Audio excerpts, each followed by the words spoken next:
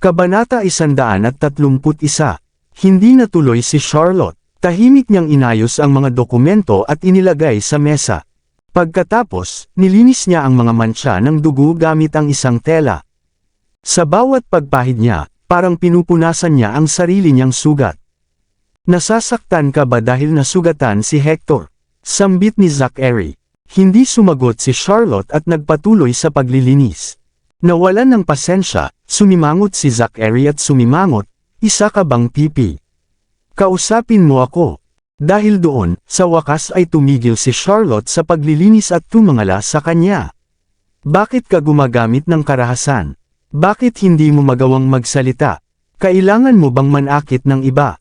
Walang salita, tinitigan siya ni Zachary na may komplikadong ekspresyon. Ilang sandali pa bago ito tumayo at dahan-daw ang naglakad palapit sa kanya. Ang liwanag ng araw ay tumama sa kanyang katawan. Bagamat nagbigay ito ng mainit na kulay sa kanyang figura, kahit papaano ay naging mas malamig siya. Habang unti-unti itong lumalapit sa kanya, nakaramdam ng takot si Charlotte. Walang malay na napa-atras siya, at pati ang matigas na tingin sa kanyang mga mata ay nawala. Lumipat ang kanyang mga mata, at sinisikap niyang ipaliwanag, well, naisip ko lang na hindi ka dapat gumamit ng karahasan. Nagpatuloy siya sa paglalakad patungo sa kanya habang siya ay patuloy na umaatras. Bagamat natatakot siya, nag-ipon pa rin siya ng lakas ng loob at hinarap. Gusto ni Mr. Sterling na pag-usapan ang isang partnership sa iyo. Kung ayaw mong makipagtulungan sa kanya, maaari mo siyang tanggihan palagi. Bakit kailangan mong ibato sa kanya ang isang bagay? Ang kanyang itim na katad na sapatos ay lumitaw sa kanyang paningin, at siya ay nakahinga ng maluwag. Nasa harapan ko na siya. Nanginginig ang boses niya habang nagsasalita.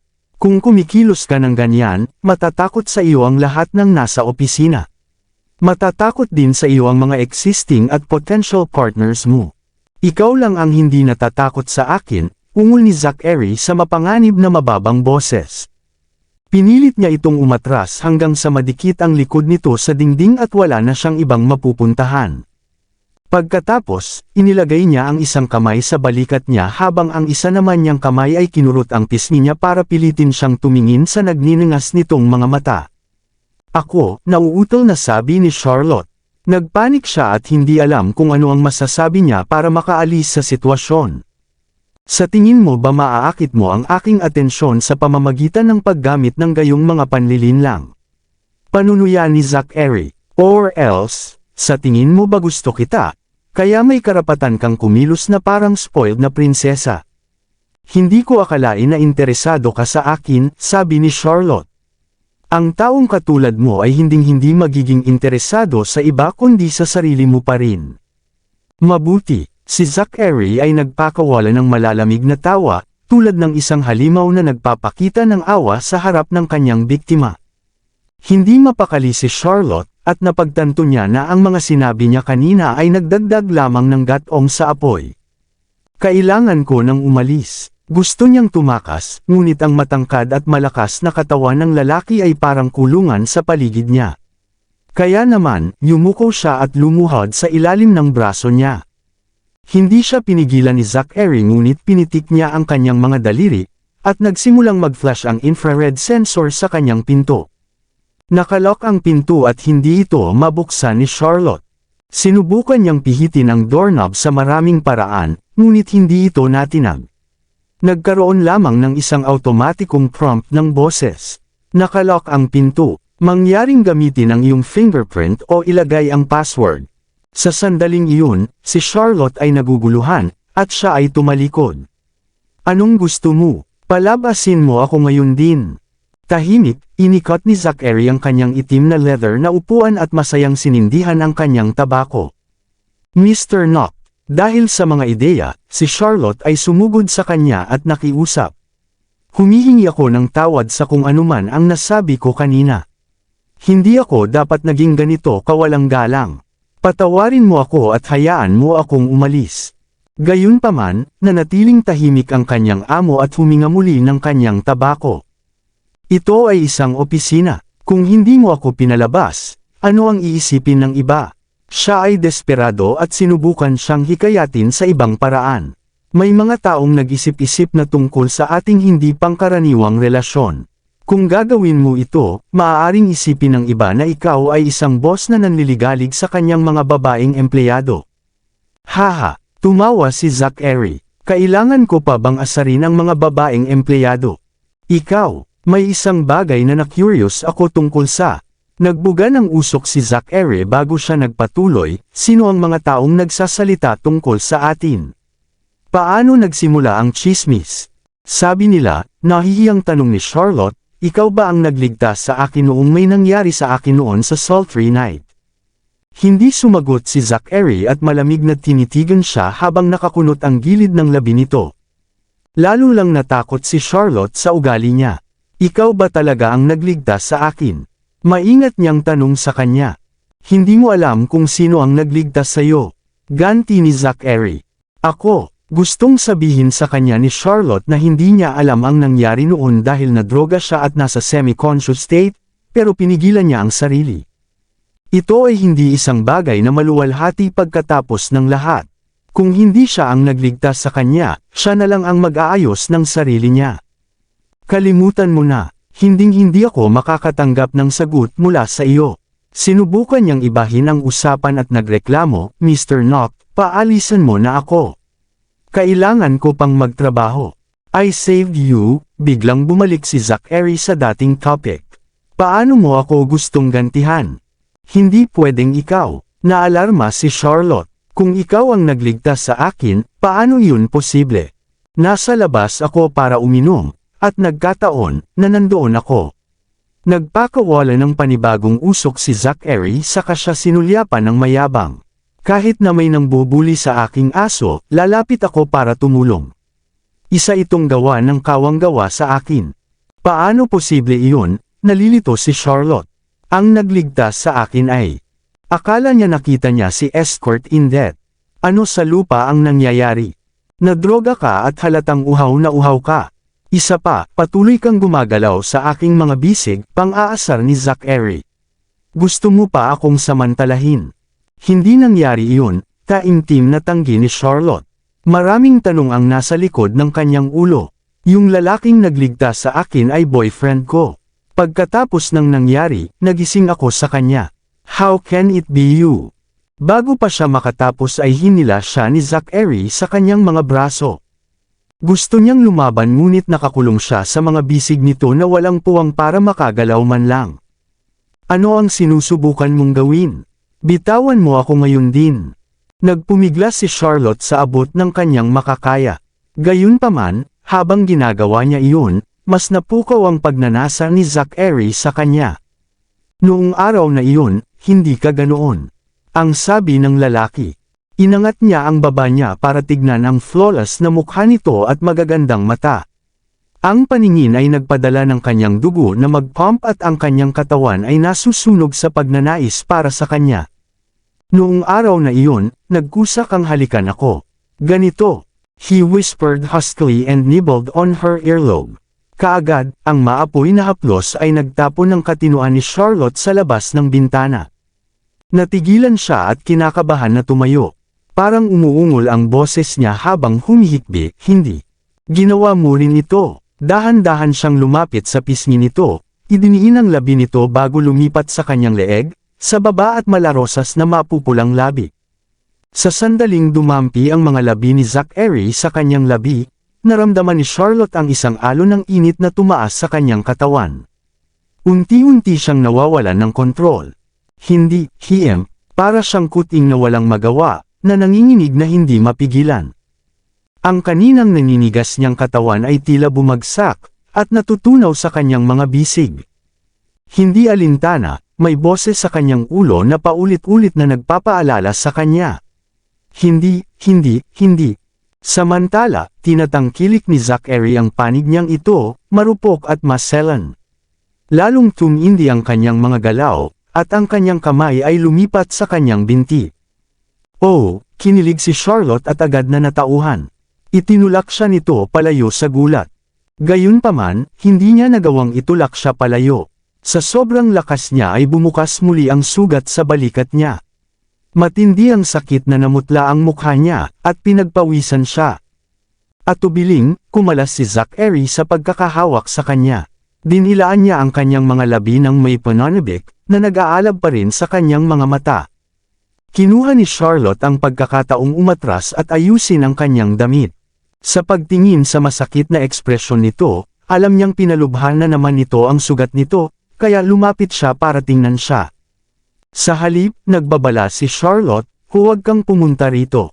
Sumimangot si Zachary ngunit na kompromiso, okay. Kasunod noon ay muli niyang pinitik ang kanyang mga daliri, at muling bumukas ang lock ng pinto. Tumakbo si Charlotte ng mabilis hanggat kaya siya ng kanyang mga binti, na parang tumatakbo palayo sa demonyo. Sa banyo, si Charlotte ay nagwiwisik ng malamig na tubig sa kanyang mukha sa desperadong pagtatangka na pakalmihin ang kanyang sarili. Habang inaalala niya ang pangyayari noong gabing iyon, lubos siyang nataranta sa nangyari. Kinalikot niya ang kanyang telepono at tinukoy ang contact number na nakasave bilang escort in debt. Nag-aalangan, nag-isip siya kung tatawagan siya. Kung tutusin, kailangan niyang manatiling matatag sa desisyong ginawa noong araw na iyon. Simula noon, hindi na niya ito na-contact pa. Kung makikipag-ugnayan ako sa kanya ngayon, katumbas na iyon ng isang mahigpit na sampal sa mukha ko. Bukod pa rito, kinailangan ng hindi malulutas na pagsisikap upang putulin ang ugnayan sa kay escort. Kung makikipag-ugnayan ako sa kanya ngayon, mahuhulog na naman ako sa magulong relasyon na ito. Nang maglaon, nagpasya siyang pakinggan ang kanyang rasyonal na pandama. Ang nasusunog na isyo ay kay Zachary. Siya ay naging napaka-possessive sa kanya. Maya-maya, may masamang mangyayari. Marahil ay dapat na akong umalis sa Divine Corporation. Sa kasalukuyan, sapat na ang kita mula sa DTT para pakainin ang pamilya. Kapag maging matatag na ang pinagkukunan niya ng kita, ibibigay niya ang kanyang resignation letter sa Divine Corporation. Gumaan ang pakiramdam ni Charlotte pagkatapos gawin ang desisyong iyon. Itinago niya ang kanyang telepono sa kanyang bulsa at bumalik sa trabaho. Biglang lumapit si Daniel at nag-aalalang nagtanong, "Charlotte, pinaalis ka ba ni Mr. Noct? Bakit niya ako tatanggalin?" Naguguluhan si Charlotte. "The way you talk back to him just now, hindi ka ba nagkakaproblema niyan?" Maingat na pinagmasdan ni Daniel ang kanyang paligid at sinabing, nag-aapoy siya sa galit. Nakakatakot ang tanawin. Oo, galit na galit talaga siya. Pagpapanggap ni Charlotte sa kanyang pagkadismaya, karagdagan pa, pinaalis niya ako at hinabol ako palabas ng silid. Pinagalitan ka lang niya. Nagulat si Daniel. Ano sa tingin mo ang nangyari? Tumawa ng mapait si Charlotte. Sumagot si Daniel, good to know. Napakaswerte mo.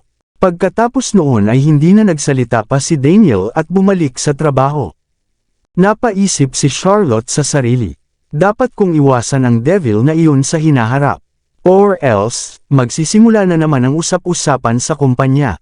Pagkatapos ng trabaho, inimbitahan siya ng mga kasamahan ni Charlotte na sumama sa kanila sa hapunan ngunit tinanggihan niya ang kanilang mabait na imbitasyon. Priority niya ang mga anak niya sa bahay. Sa kaunting oras na magagamit, pinahahalagahan niya ang napakahalagang oras sa pamilya at gusto niyang makasama ang kanyang mga anak. Not to mention, she would need to work at the bar mamayang gabi. Patungo si Charlotte sa subway nang hindi niya inaasahang matanggap ang tawag ni Mrs. Berry. "Miss, may issue na naman. It's best if you head to the kindergarten now."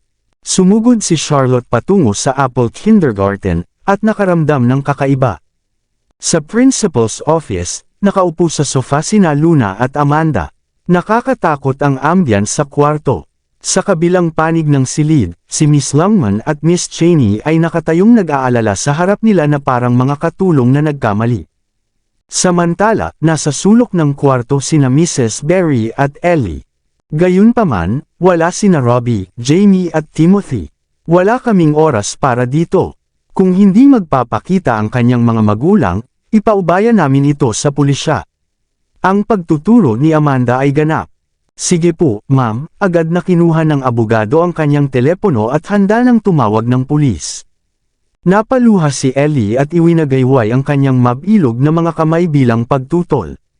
Ayokong makulong, paulit-ulit niyang pakiusap.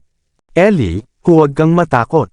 Malapit nang dumating si Mommy, mabilis na sinubukang pakalmayan siya ni Mrs. Berry. Hoy, anak, huwag kang matakot, nakangiting sabi ni Luna. You're only 3.5 years old. Kahit nagkamali ka, hindi ka makukulong. Nonetheless, ang talagang makukulong ay ang iyong guardian, who is your mommy. Ayokong makulong si Mommy.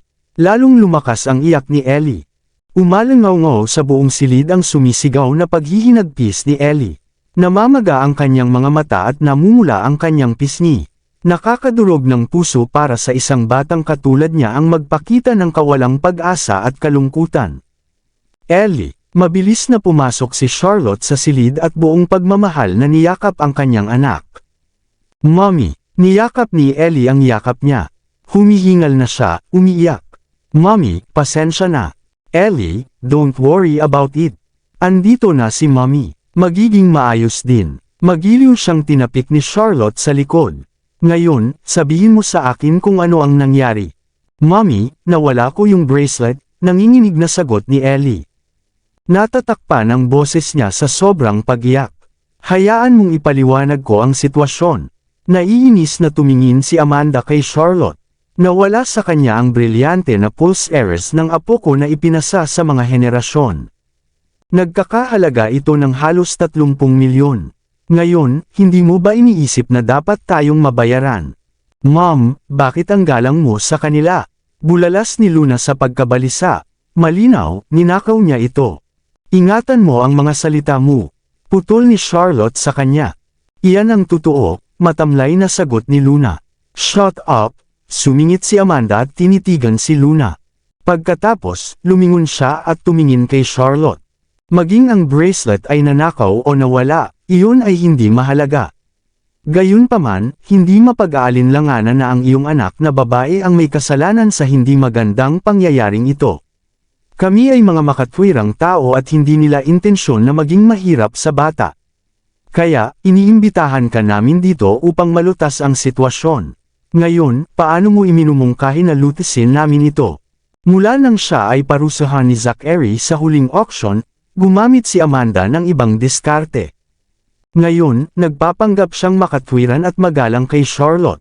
Sa ganitong paraan, kahit malaman ni Zachary, hindi siya mapag-alitan. Pakiusap bigyan mo ako ng ilang oras upang malaman ito, hinimok ni Charlotte. Si Charlotte ay isang makatwirang tao. Hindi mahalaga na ang mag-inang duo ay bastos at talagang kasuklam-suklam. Kung nakawala nga si Ellie ng bracelet, kailangan niyang pasanin ang responsibilidad.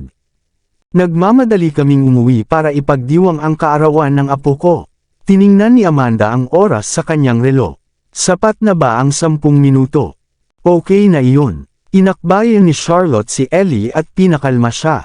Maya-maya, mahina niyang tinanong si Mrs. Berry, Mrs. Berry, hindi ba hiniling ko sa iyo na samahan si Ellie na ibalik ang bracelet? Kitang-kita ang pagkadismaya ni Mrs. Berry. Totoo iyon. Gayunpaman, noong ipinadala ko ang 3 bata sa bus ng paaralan, wala si Miss Cheney. Sa makatuwid, inutusan ko si Ellie na ibalik ito ng personal kay Miss Cheney. Hindi ko inaasahan na mangyayari ito. Ako ang may kasalanan. Sinisi ni Mrs. Berry ang sarili nito. Huwag mong sisihin ang sarili mo. Susubukan kong linawin ang mga bagay-bagay. Lumingon si Charlotte kay Ellie at marahang hinawakan ang mukha nito. Pagkatapos ay nagtanong siya, Ellie, maaari mo bang sabihin sa akin kung ano ang nangyari? Nang makarating ako sa paaralan at gusto kong ibalik ang pulse heiress kay Miss Cheney, napagtanto ko na wala na ang pulse heiress, angal ni Ellie. Mommy, pasensya na. Huwag kang mag-alala. Mabilis siyang niyakap ni Charlotte. Ellie, bata ka pa. Normal lang na magkamali. Nandito si Mommy para tulungan kang lutisin ito. Huwag kang matakot, okay? Mommy, pupunta ka ba sa bilangguan? Nakapulupot ang mga braso ni Ellie sa leeg ng kanyang ina. Napakahigpit ng pagkakahawak niya, para bang mawawala ang nanay niya kung bibitawan niya ang pagkakahawak niya. Magiging maayos din si Mommy. Magiging maayos din si Ellie. Trust me, malumanay na paniniguro ni Charlotte. Muli niya itong tinapik sa likod at sumenyas kay Mrs. Barry. Nagmamadaling dinaluhan ni Mrs. Barry si Ellie. Ellie, puntahan natin ang mga kapatid mo. Tinutulungan ka pa rin nilang maghanap ng bracelet. Tutulungan natin sila. Sure, binitawan ni Ellie ang kanyang mga braso at sinundan si Mrs. Barry. Pagkatapos ng ilang hakbang pasulong, tumingin siya pabalik kay Charlotte at sinabing, Mommy, babalik kami kapag nakita na namin ang bracelet. Okay, sige na. Tumango si Charlotte at ngumiti. Hoy, paano mo hahayaan ang bata na umalis ng ganito? Ngayon, sino ang mananagot? Agad namang tumayo si Luna. Ano ang makukuha mo sa bata? Malamig na tanong ni Charlotte. Hindi mo ba nabanggit ngayon lang? Ako bilang tagapag-alaga niya ang mananagot sa bagay na ito. Wala kaming oras na makipaglokohan sa iyo, labis na naiinip si Luna. Ibalik mo sa akin ang bracelet ko, o bayaran mo ako sa pagkawala nito. Kung hindi, kakasuhan ko ang anak mo ng pagnanakaw. Napakasungit mo at mainipin. Dapat kang matuto sa iyong ina. Nakatitig sa kanya si Charlotte. Ikaw, hindi nakaimik si Luna ngunit galit na galit. Nagpa siya si Charlotte na huwag pansinin siya. Kasunod nito, inimbitahan niya sina Miss Langman at Miss Cheney sa isang sulok ng silid at humingi ng karagdagang impormasyon. Kahapon, nakita ni Miss Cheney si Timothy na ipinasa ang bracelet kay Ellie. Gayunpaman, hindi niya pinansin ang mga sumunod na nangyari. Gayun din, sinubukan niyang hanapin ang pulse errors sa field ng paaralan at sa silid-aralan. Gayunpaman, ang kanyang mga pagsisikap ay walang saysay. Si Miss Langman ay nagpatawag na ng grupo ng mga guro upang hanapin din ang pulse errors. Bukod pa rito, inutusan niya ang school worker na siyasatin ang CCTV footage para sa mga posibleng pahiwatig. Sa makatuwid, sila ay ipaalam kung mayroong anumang mga bagong natuklasan. Isang oras na tayo dito. Binasag ni Amanda ang katahimikan. Napakahalaga ng oras natin. Hindi na ito matutuloy, tumawag ka ng pulis. That's the way to go. At saka, ipaalam sa media. Hinaplos ni Amanda ang kanyang ulo sa sobrang inis. Malaking problema kung may nagnakaw at nagbenta. Maraming salamat sa lahat ng sumusubaybay. Please subscribe and follow my YouTube and Facebook channel, Filipino Novel. Maraming salamat po. Kabanata 135. Wait lang, pinigilan sila ni Charlotte bago pa sila makagawa ng kahit ano. Nagbago agad ang ekspresyon ng mukha niya. Naiintindihan ko na kailangan ang pagtawag sa pulis. Gayunpaman, bakit ang media din? Iyon ang aking desisyon na gagawin. Matipid na sagot ni Amanda. Ikaw, hindi nakaimik si Charlotte. Mr. Williams, may autoridad na utos ni Amanda. Ipaalam sa lahat ng media outlet sa bansa ang tungkol sa nawawalang bracelet. Kung may makakita at magbabalik nito, 5 milyon ang reward. Gayunpaman, kung ito ay naibenta sa black market, gagawa ako ng kinakailangang legal na aksyon. Noted, Mrs. White, kumilos ang abogado ng naaayon. Gayun din, circulate ang ebidensya na kinuha ngayon. Ang mga larawan at ang mga video, dagdag ni Amanda. Agad na bumagsak si Charlotte sa isang estado ng kaba. Kung ipapaalam sa media, malalantad ang pagkakakilanlan ng mga bata. Ayusin natin ito ng pribado. Agad na sabi ni Charlotte. Ano ang gusto mo? Maging tapat sa iyong mga kahilingan. Private. Umangat ang sulok ng labi ni Amanda. Sampalan ang iyong sarili ng 200 beses. Kinagat ni Luna ang kanyang mga ngipin at galit na tinitigan siya. Nabigla si Charlotte, gayunpaman, nauna niyang inasahan na narito ang mag-inang duo para maghiganti sa kanya. Luna, nag-iinarte si Amanda. She's our relative. Paano natin magagawa iyon? Mom, mukhang naagrabyado si Luna. At saka, kasama niya si Mr. Knock. Hindi natin siya pwedeng kalabanan. Tinitigan ni Amanda si Charlotte na may masalimuot ng ngiti. Paano natin ito aayusin ng pribado? Ako, walang ideya si Charlotte. Ang 30 milyon ay hindi isang halaga na kanya na kayang bayaran. Alam ko, wala kang anumang solusyon para dito. Nag-cross-arm si Amanda sa kawalan ng kasiyahan. Sa isang banda, tinatanggihan mo kaming tumawag ng pulis. Sa kabilang banda, ayaw mong bayaran kami. Halika, hindi mo maasahan na mawawalan kami ng 30 milyon nang walang anumang kabayaran. Ito ay kalokohan. Tumingin sa ibang direksyon si Amanda. Miss Longman, Miss Cheney, please be our judge. Paano niya kami pakikitunguhan ng ganito?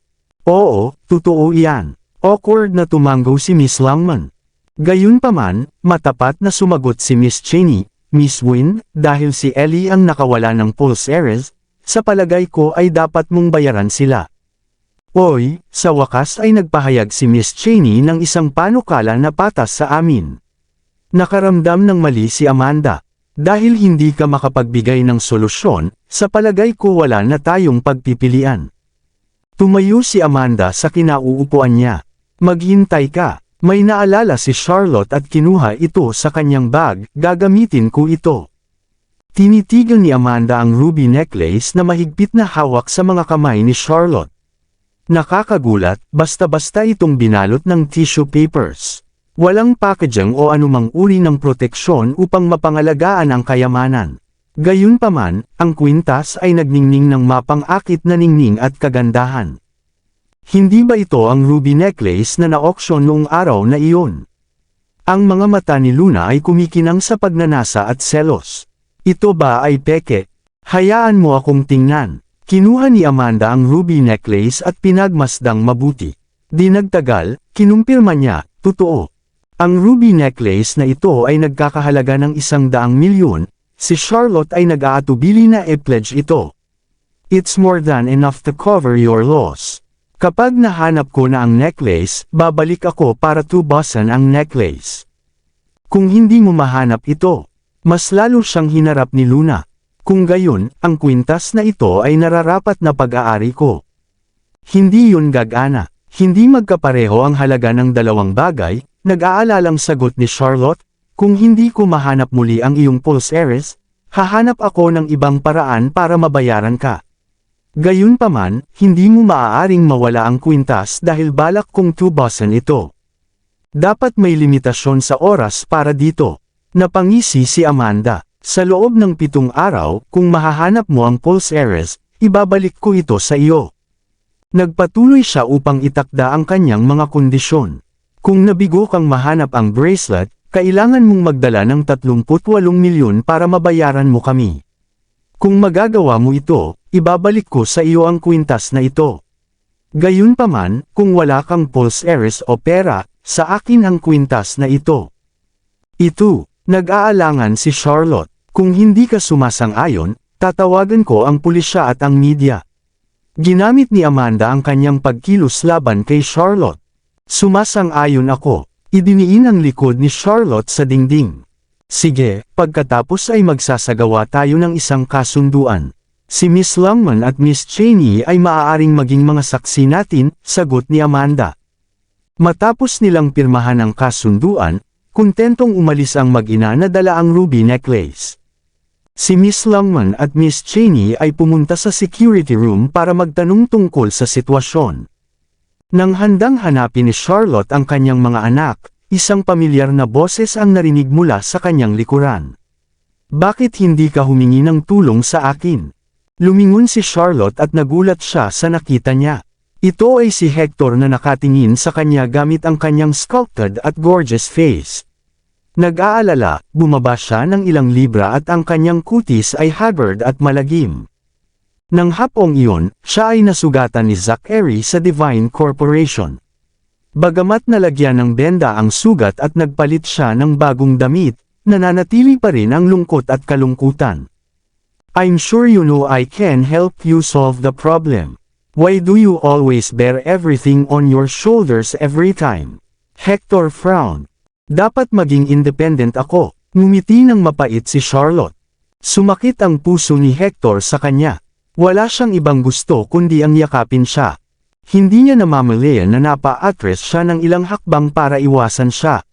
Dahil dito, ang kanyang kamay ay walang pag-asa na nakabitin sa hangin at napilitan siyang lunukan ang pagtanggi. Nakalimutan ko, hindi ka na sa akin. Ang gayong nakapipinsalang mga salita at ang kanyang mapanglo na mga pagkilos ay lubhang nakaantig sa puso ni Charlotte. Kung hindi makatwiran at malupit ang pag-uugali niya tulad ng dati, tiyak na lalabanan siya nito at magagalit. Gayunpaman, ang paraan ng pagpipigil niya sa sarili at ang pagkabigo sa mukha niya ay nagbago ng mga bagay. Sumakit ang puso niya sa nakikitang paghihirap nito.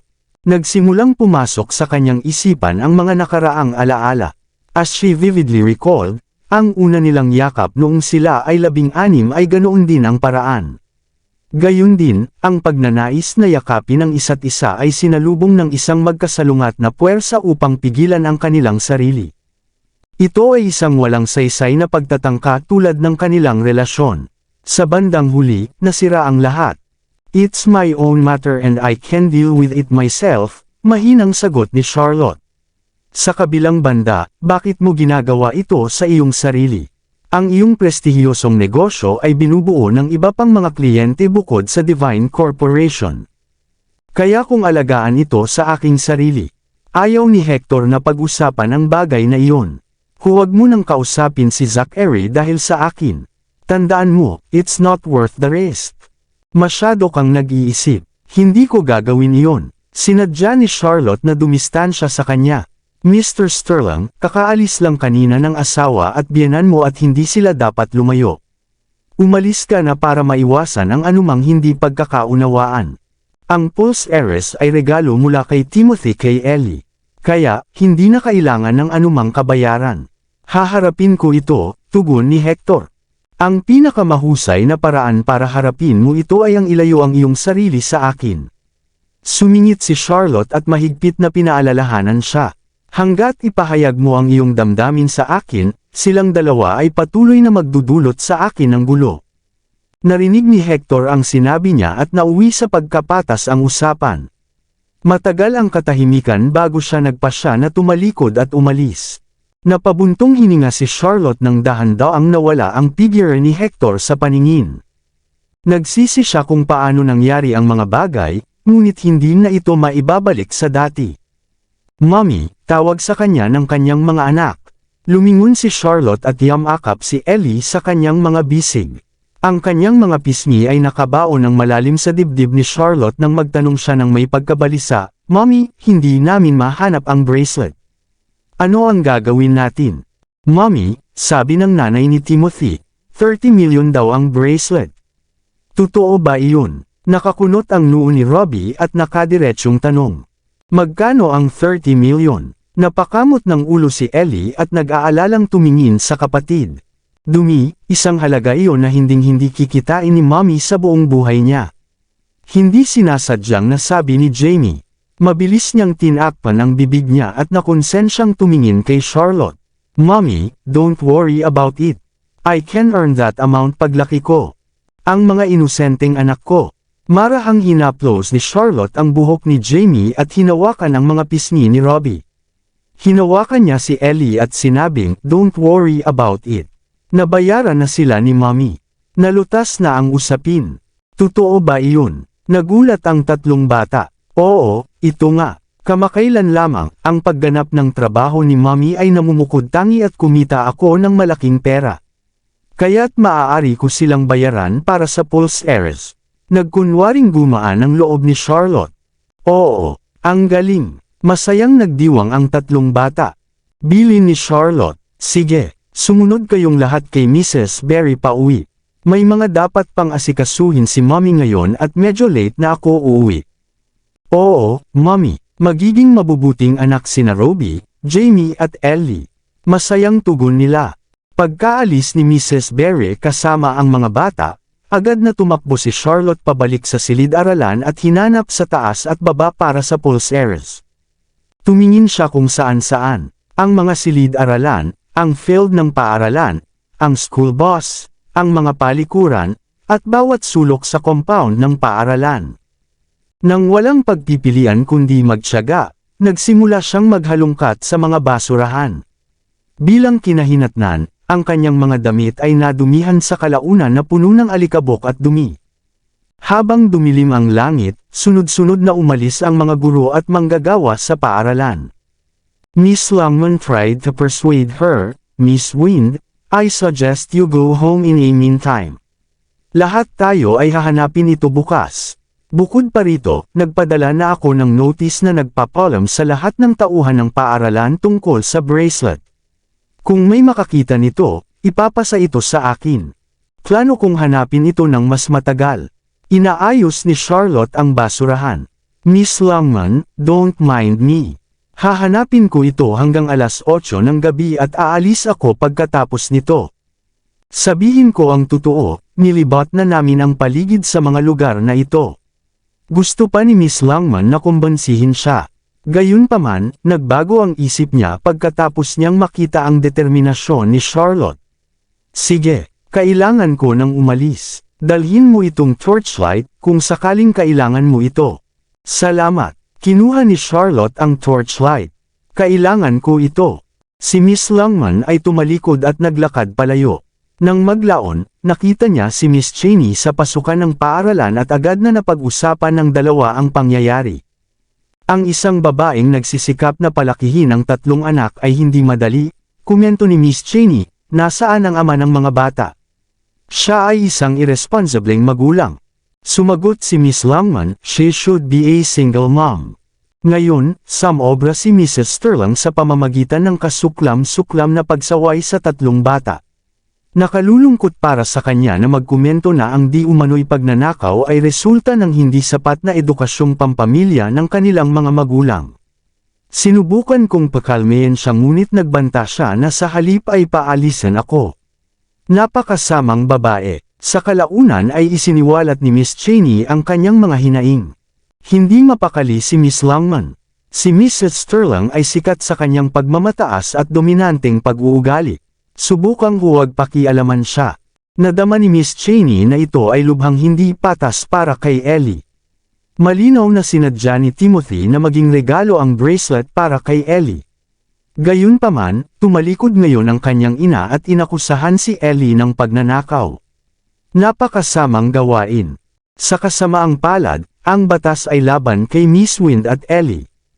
Ang mga minor de edad ay walang legal na kapasidad na magbigay ng mga regalo, lalo na ang isang bagay na napakahalaga. Sa makatuwid, ang mga white ang may kapangyarihan sa sitwasyon.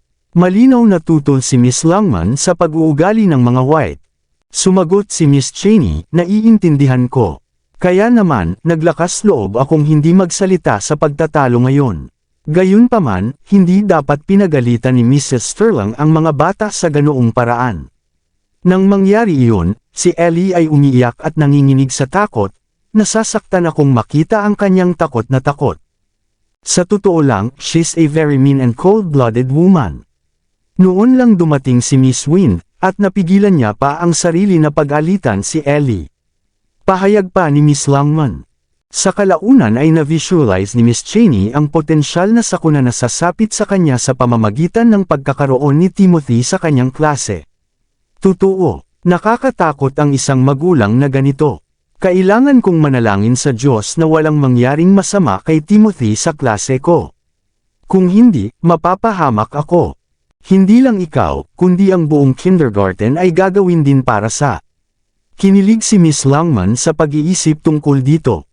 Sa wakas, tumanggo si Miss Cheney, napakalungkot na makasama sa isang pamilyang tulad nito.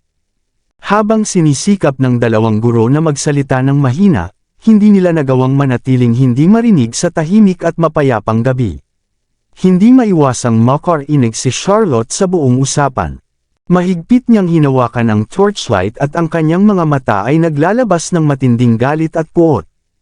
Bagamat alam niya na ang mag-inang duo ay tuso at walang puso, minamaliit niya ang antas ng kabangisan nila. Ang lakas ng loob nilang saktan ang mga anak ko sa ganyang barbaric na pananalita. Biglang nagring ang phone niya. Tinatawagan ni Mrs. Berry si Charlotte. Agad siyang huminga ng malalim para pakalmayan ang sarili. Matapos niyang i-recalibrate ang kanyang emosyon, sinagot niya ang tawag. "Mrs. Berry." "Miss, nasa kindergarten ka pa ba?" tanong ni Mrs. Berry. Sagot ni Charlotte, "Oo. I'm searching for the bracelet." "What's wrong?" Nilalagnat si Ellie. Ibinalita ni Mrs. Berry ang masamang balita. Biglang natarante si Charlotte. Ano, babalik ako agad. Sumakay si Charlotte at nagmamadaling umuwi. Nakahiga si Ellie na semi-conscious sa kama. Sa kabilang gilid ng kama, sinisikap siyang pakainin ni Jamie ng tubig. Matiyagang sumalok siya ng tubig paunti-unti at inilagay sa bibig niya. Habang ginagawa iyon, palagi niyang pinupunasan ang mga natitirang patak ng likido sa gilid ng bibig niya. Ellie, Ellie, si Mommy, tawag ni Charlotte sa kanya. Hinawakan niya ang kanyang kamay at hinawakan ang noo ni Ellie. Hindi na kailangang sabihin, ito ay nagniningas na mainit. Mommy, hindi malinaw na ungol ni Ellie, Mommy, I have a daddy right. I'm not a bastard, I'm not. Matapos marinig ang sinabi niya, walang tigil na tumulo ang mga luha sa pisngi ni Charlotte. Ang nanay iyon ni Timothy. Mariin na ikinuyom ni Jamie ang kanyang kamao.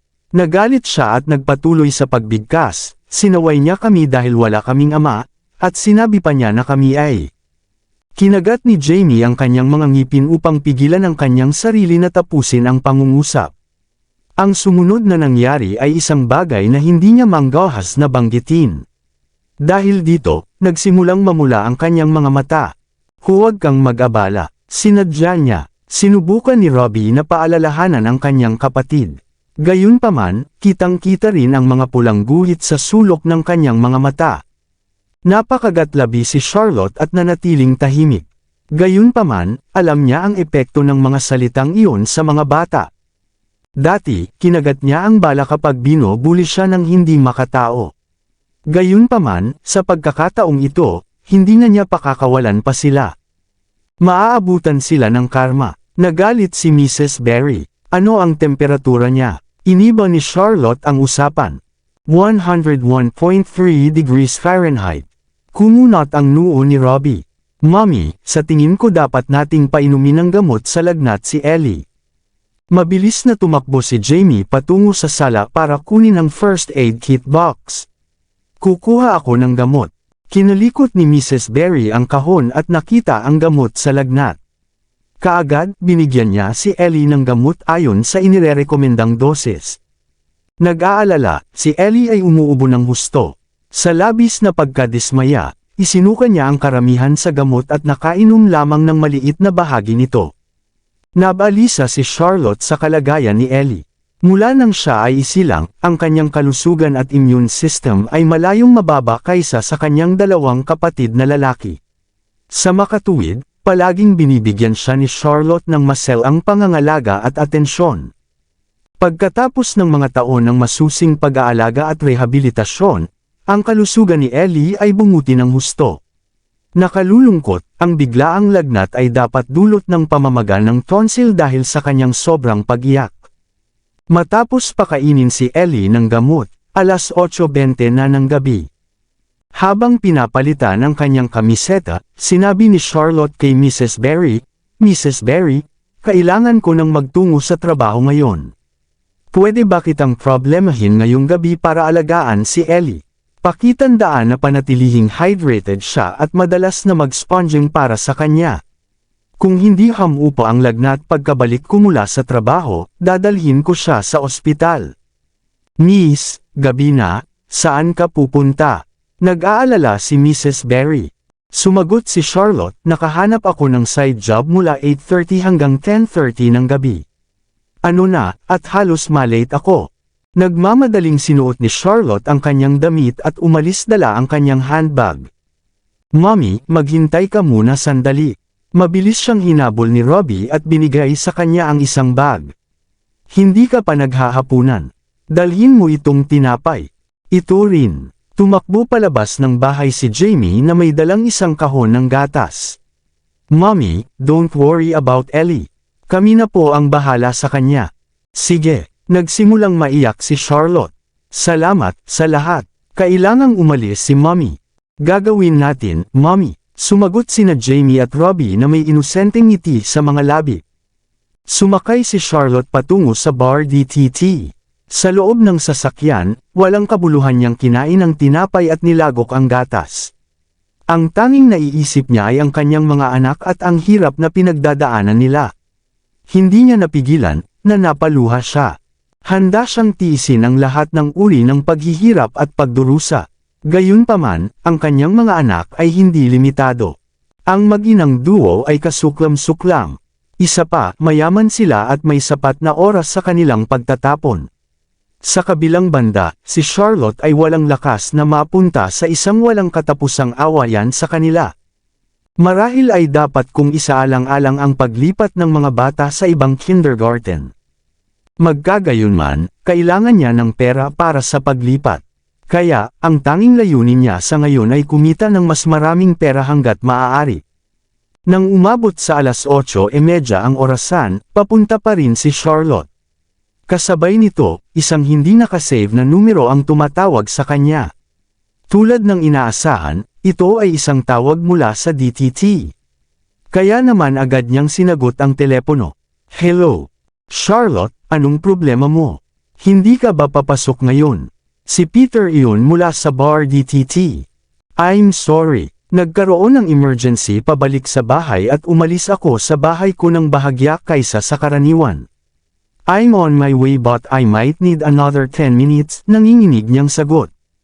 "Sige, I'll ask the other singers to replace you for the moment.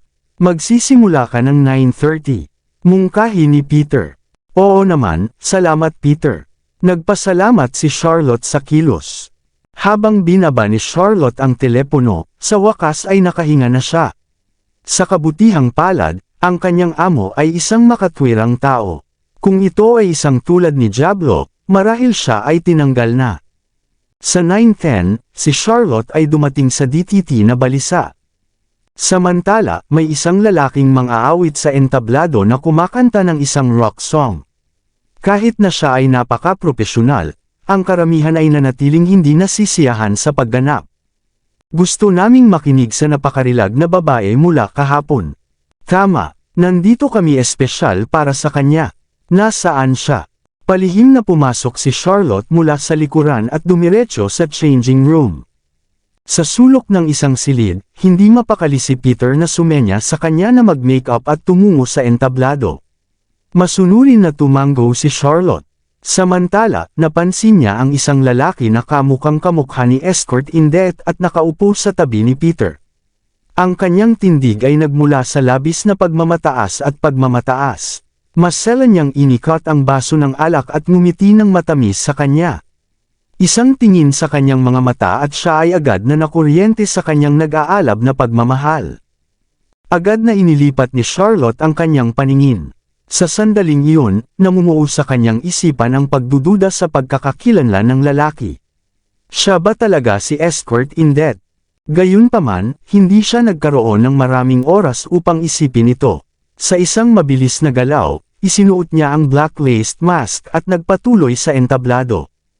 Nang walang karagdagang ado, sinimulan niya kaagad ang pagkanta ng style mula kay Taylor Swift. Malakas na naghiyawan ang mga tao at binigyan siya ng isang malaking palakpakan. Ang kapaligiran ay umangat sa isang stroke at ito ay nagliliyab sa bubong. Habang nagpapatuloy ang pagtatanghal, nagsimulang lumaki ang mga manunood. Ang ilan ay nag-record pa ng performance at nag-upload nito online. Nang matapos niya ang kanyang unang kanta, sumikat ang kapaligiran at hindi nagpakita ng mga palatandaan ng pag-urong. May mga ilang customer pa nga na pumunta sa stage at gustong makipag-toast sa kanya. Nagulat si Charlotte sa biglaang nakikita. Buti na lang at nandoon si Peter at magalang niyang inihatid ang mga customer palabas ng stage. Gayun din, may awtoridad na tumayo sa tabi ng entablado ang ilang security guard upang maiwasang maulit ang mga katulad na insidente. Huminga ng malalim si Charlotte. Nang maglaon, bigla siyang tumingin kay Peter, para lamang matuklasan na ang lalaking kamukha ni Escort Indet ay gumagawa ng okay na pagkilos. Tumango siya bilang kasiyahan at nagpatuloy sa paghigop ng mas maraming alak. Na-realize ni Charlotte na ang lahat ay planado ng lalaki. Gayunpaman, kailangan niyang iwaksi ang kanyang pag-aalala at ipagpatuloy ang kanyang pagganap. Sa kalagitnaan, napansin niyang nakatitig na naman sa kanya ang lalaki.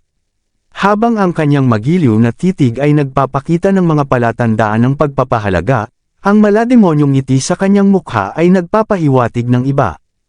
Nang mapansin ng lalaki na nakatingin sa kanya si Charlotte, itinaas niya ang baso at nag-toast sa kanya. Samantala, kinindatan siya nito ng malandi. Nanginginig si Charlotte nang makita ang gawin niya. Gayunpaman, nagmamadali siyang umiwas ng tingin at nagpatuloy sa kanyang pagganap.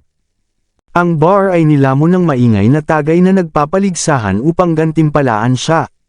Di nagtagal, ang malaking screen sa tabi ng entablado ay nagpakita ng QR code kasama ang isang leaderboard para sa mga reward sa Night Queen. Walang pagkaantala, kinuha ng mga customer ang kanilang mga telepono at iniscan ang QR code. Si Charlotte ay engrossed sa kanyang performance at hindi pinansin ang screen. Pagkatapos ng kanyang performance, inihatid siya ng mga security guard sa backstage. Nang makita niya ang leaderboard, isang malalim na pakiramdam ng tagumpay at kagalakan ang namuo sa loob niya dahil ang gantimpala noong gabing iyon ay umabot sa 48,000. Ang balita ay dumating tulad ng isang bolt mula sa wala. Hindi naman masyadong masama ang reward, di ba? Maririnig ang bastos na boses ni Peter mula sa kanyang likuran. Oh my gosh! Ano ang gagawin natin sa lahat ng perang ito? Bulalas ni Charlotte. Ayon sa aming mga patakaran, lahat ng mga gantimpala na ito ay pagmamay-ari mo. Ang ngiti ni Peter ay kasing liwanag ng araw. Nagdala ka ng maraming mga customer sa aming bar, dapat akong magpasalamat para doon. 48,000, sa akin ang lahat. Tama ba ang narinig ko? Hindi makapaniwala si Charlotte sa narinig. Tama, ganun din ang pakikitungo ko sa ibang mga mang-aawit. Lahat ng reward ay sa kanila. Itinuro ni Peter ang leaderboard. Ang sarap pakinggan. Mayaman na ako. Tumalon sa tuwa si Charlotte nang marinig ang kumpirmasyon. Mula ngayon, makikilala ka na bilang Night Queen mula sa bar DTT. Itinuro muli ni Peter ang screen. Binigyan kita ng pangalan ng nagmamadali. May problema ka ba dyan? Isang pangit na pangalan, sagot niya. Naisip agad ni Charlotte si Zachary. Habang tinawag siya ni Reyna bilang Mr. Noct, ang pinangalan ng Night Queen ay magbibigay ng maling impresyon na si Charlotte ang kapareha ni Zachary. Haha, isa akong uncultured old man na clueless pagdating sa mga ganitong bagay. I guess pwede mo itong gamitin pansamantala dahil limitado lang ito sa bar namin. Napakamot ng ulo si Peter. Pwede mo bang ipahiram sa akin itong maskara? Itinuro ni Charlotte ang maskara sa kanyang mukha. Kung sakaling may makilala akong kakilala, mas mabuti kung hindi nila alam ang tunay kong pagkatao. Naisip ko ito at nararamdaman ko na dapat kong suotin ito tuwing nasa bar ako. Siyempre, huwag mag-atubiling gamitin ito. Sumang-ayon kaagad si Peter. Kasabay nito, nakatanggap ang account ng bar ng isa pang transaksyon. Ang halaga ay 79,999. Oh my God! Mayaman talaga ako. Natuwa si Charlotte. Galing ito kay Mr. Broyd. Napangiti si Peter matapos tingnan ang account number. Nasa labas lang siya. Gusto mo bang makipag-inuman sa kanya? Siya ba ang kaibigan na nakaupo sa tabi mo? Naintriga si Charlotte. Ano ang trabaho niya? Siya ang tagapagmana ng isang mayamang pamilya. Panunukso ni Peter. Hindi ba kayo magkakilala? Stop trying to pretend in front of me. Nagulat si Charlotte. Siya ba talaga si escort in debt? Let's go. Mag-toast tayo sa kanya. Pinasa ni Peter kay Charlotte ang isang baso ng red wine. Sa tingin ko hindi na kailangan. Umiling si Charlotte. Kailangan kong magmadaling umuwi. Tulungan mo akong magpasalamat sa kanya. Dahil doon, dinala niya ang kanyang backpack at gustong umalis mula sa backdoor. Nakita siya ni Peter na umalis at tumaas ang gilid ng labi nito sa isang misteryosong ngiti. Hey, gorgeous woman. I've been waiting for you. Sabay tayong uminom. Pinigilan siya ng isang binata. Nagtama ang kanilang mga mata at agad niyang naramdaman ang tindi ng titig nito. I'm sorry. Nagkakamali ka ng tao. Ibinaba ni Charlotte ang kanyang ulo at gustong umikot sa kanya. Gayunpaman, pinigilan iyon ng kanyang mga bodyguard. Nagkaroon ka ng lakas ng loob na huwag pansinin si Mr. Hammond. Galit na galit ang bodyguard. Tumahimik ka. Saway ng binata sa bodyguard. Paano mo nagagawang makipag-usap sa napakagandang babae sa hindi napakagandang paraan? Pagkatapos noon, naglakad ito patungo sa kanya at taos-pusong nagpaliwanag. Don't worry, I'm not a bad person. Actually, gusto lang kitang maging kaibigan. Kailangan ko nang umuwi ngayon din. Iniwasan siya ni Charlotte at nag-iba ng landas. Playing hard to get. Nawala ng pasensya ang binata. Kung gayon, huwag mo akong sisihin sa paggamit ng dahas.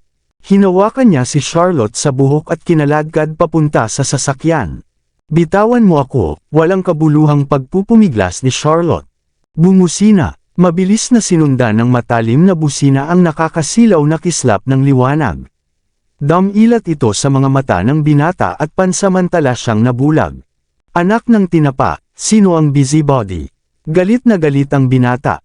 Ang kanyang bodyguard ay agresibong naglakad patungo sa direksyon ng sasakyan. Gayunpaman, siya ay natakot at nanginginig sa takot nang siya ay bumalik.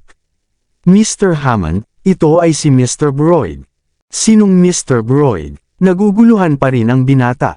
Samantala, lumabas sa sasakyan ang isang balingkinitang figure at lumapit sa kanila. Sa kanyang singkit na mga mata, sinubukang kilalanin ng binata ang maitim na figure. Ang sumunod na bagay ay isang nagbabantang alulong. Pabayaan mo siya. Napalingon si Charlotte at nagulat siya. Naalala niya ang gabi ng nakaraang auction, na naiwang mag-isa sa mga lansangan nang sinubukan siyang samantalahin ng isang grupo ng mga lalaki. Ang engranding pagdating ni Escort in Death ay nasa katulad na paraan. Mr. Broyd, nang gustong magsalita ng matipunong security guard, pilit na pinaikot ni Chris ang kanyang palso sa isang pinong arko. Isang malakas na kaluskos ang narinig sa gitna ng tahimik na gabi. Bumagsak siya sa pagkakadapa at napasigaw sa sakit. Ang ekspresyon ng kanyang mukha ay nagbigay ng malinaw na visualization ng sakit na kanyang dinaranas. Mr. Broyd, patawarin mo ako. Hindi ko alam na isa siya sa iyo. Ang mukha ni Mr. Hammond ay parang papel. Mabilis siyang humingi ng tawad kay Charlotte. I'm literally blind for doing this to you. I'm very sorry kung nasaktan kita, please forgive me. Hoy! Napatulala si Charlotte. Sino itong Mr. Broyd? Umalis ka na dito. Napaungol si Chris sa tonong glacial. Si Mr. Hammond at ang kanyang mga subordinate ay nag-aagawan para sa kanilang buhay. Tumingin muna si Charlotte sa grupong tumatakbo palayo, saka siya tumalikod at tumitig kay Chris. Ikaw? Ano? Hindi mo na ako nakikilala. Isang mahiwagang tawa ang pinakawalan ni Chris. Ilang araw lang at nakalimutan mo na ako. Mas sakit. Hindi ito maaaring totoo. Ikaw talaga. Namangha si Charlotte. Maging ang boses niya ay sobrang kapareho ni Escort in Death. Siya ba talaga? Kamusta ang sugat mo sa balikat? Napansin ni Chris na ang kanyang jacket ay natanggal sa kanya sa sandaling iyon. Kaya naman, nababahala siya na maapektuhan ang kanyang pinsala. Ikaw ba talaga? Humingi ng kumpirmasyon si Charlotte. Ikaw, bakit ka? Sumakay ka muna sa kotse. Tinulungan siya ni Chris sa marangyang biyahe. Sa una, napigilan ni Charlotte ang kanyang emosyon. Gayunpaman, ang pagkakita sa Aston Martin ay ganap na nabasag ang kanyang mga depensa. Hypnotically, sinundan siya nito sa kotse. Pagkatapos, tinulungan niya itong magsuot ng seatbelt at inayos ang kanyang upuan. Akala ko hindi mo na ako makikilala, pang-aasar ni Chris sa kanya. Mukhang nakapagdulot ako ng impresyon sa huling pagkikita natin. Naniniwala ako sa kapatid ko. Gayunpaman, hindi na natapos ni Chris ang pangungusap. Out of the blue, sinampal siya ni Charlotte sa pisngi. Kinagat niya ang kanyang mga ngipin at pinagsabihan siya. Anak ng tinapa, nakakaawa kang Escort. How dare you make a fool out of me? Hey, natigilan si Chris. Nasa ilalim siya ng impresyon na ipinaliwanag ni Zachary sa kanya ang lahat, pati na ang kanyang pagkakakilanlan. Sa makatuwid, tinatapos niya ang pangungusap sa, naniniwala akong sinabi sa iyo ng kapatid ko ang lahat. Sa hindi inaasahan, napagkamalan niya ito bilang alter ego ni Zachary.